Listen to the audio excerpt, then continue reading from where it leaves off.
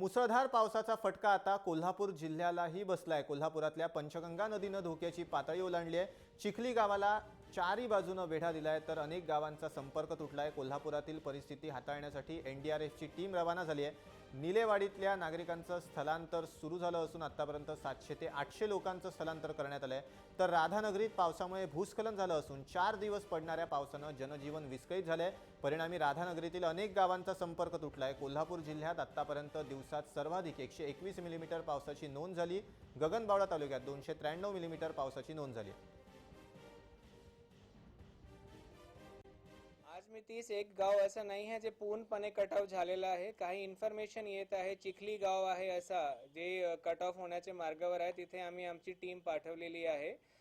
2 dams Chandgad जिल्ह्यांमध्ये चंदगड तालुक्यातले overflow झालेले आहेत। तिथेही सीओ जिल्हा परिषद यांना स्वतः गेलेले आहेत आणि त्यांनी पाहणी केलेली आहे।